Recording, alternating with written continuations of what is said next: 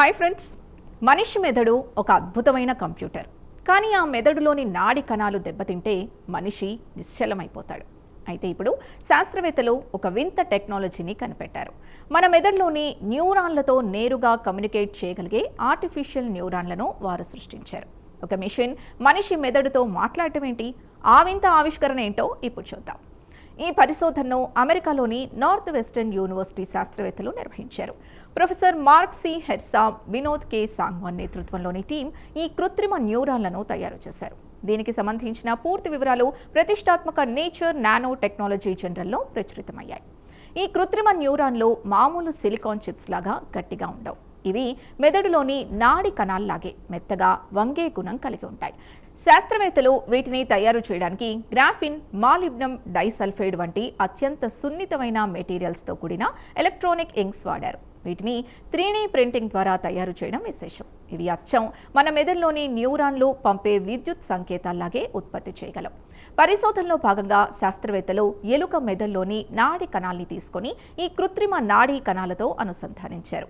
ఆశ్చర్యకరంగా కృత్రిమ న్యూరాన్ పంపిన విద్యుత్ సంకేతాలకు నిజమైన నాడీ కణాలు స్పందించాయి.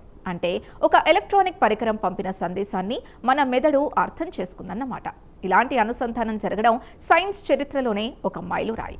ప్రస్తుతం మనం వాడుతున్న ఏఐ మోడల్స్ నేర్చుకోవడానికి భారీ స్థాయిలో విద్యుత్ ఖర్చు అవుతోంది. డేటా సెంటర్ల కోసం న్యూక్లియర్ పవర్ ప్లాంట్లు కట్టాల్సిన పరిస్థితి వస్తోంది. కానీ మన మెదడు మాత్రం చాలా తక్కువ శక్తితో కోట్లాది లెక్కలు వేస్తోంది.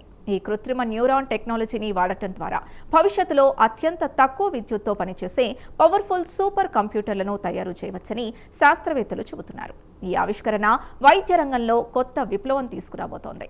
పక్షవాతం వల్ల కదలికలు కోల్పోయిన వారికి, చూపు లేదా వినికిడి లోపం ఉన్నవారికి ఈ కృత్రిమ న్యూరాన్లను ఇంప్లాంట్స్ లాగా వాడచ్చు.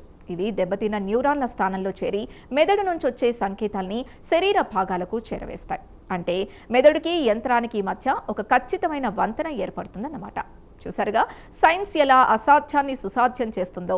యంత్రాలు మన మెదడుతో మాట్లాడే రోజులు దగ్గరలోనే ఉన్నాయి. ఈ టెక్నాలజీ మరెంతో మంది జీవితాల్లో వెలుగు నింపుతుందని ఆశిద్దాం. ఈ సరికొత్త మెడికల్ టెక్నాలజీ స్టోరీ మీకు నచ్చిందని ఆశిస్తున్నాం. దీనిపై మీ అభిప్రాయాల్ని కమెంట్స్ ద్వారా తెలపండి.